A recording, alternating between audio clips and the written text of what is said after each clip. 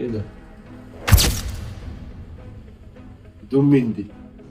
دي هدوم ام المجرفه. هي بسمله حطها ليه مع هدوم؟ انا مش عارف. فين بقيه الهدوم؟ يعني هي بسمله مش حاطه لها الا تيشيرت واحد وحتى هدوم ام المجرفه؟ يا بسمله! استغفر الله العظيم يا رب. يا بسمله!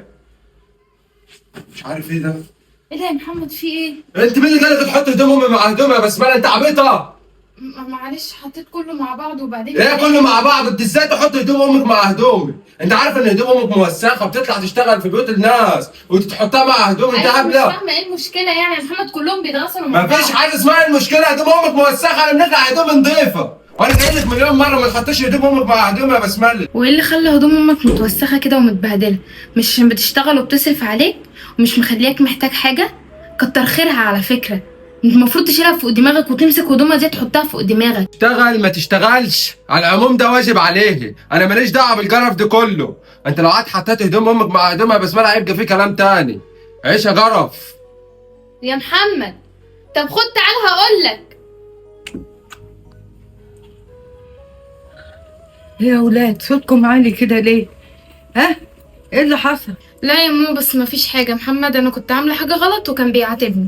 ايه اللي مفيش حاجه؟ طب ما تقولي لها، خلي بالك انا مش خايف. مفيش حاجه يا ماما، والله هو كان بيعاتبني بس. مش انا يا بسمله قايله لك ما زعليش اخوكي؟ ها؟ وكذا مره يا بنتي، وبعدين ده راجل البيت وانا سايباه ومصيره برضه كده هيشتغل ويبقى كويس. ليه تزعليه؟ خلاص يا ماما، غلطه وانا قلت له ان انا غلطانه.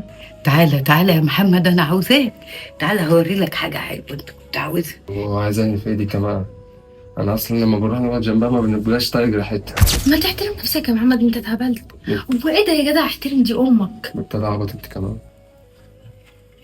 خير يا ام، عايز ايه؟ انت كان نفسك في ايه؟ مش هلمسك اهو عشان ما تزعلش. ماشي جدع. يا حبيبي، ده اللي كان نفسك فيه.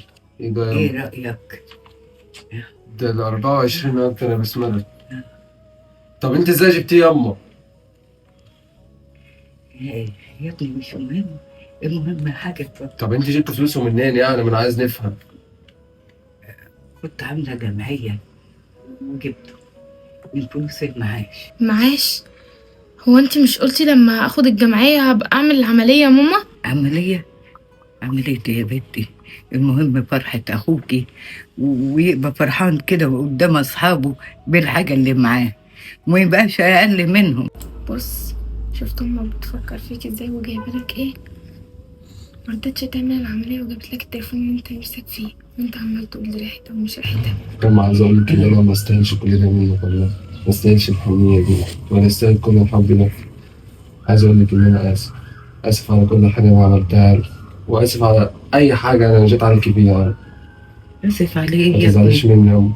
لا ما لا ما تزعلش ما تزعلش. حط ايدك على فكره انت ليكي. بصي، انت ليكي محمد ده.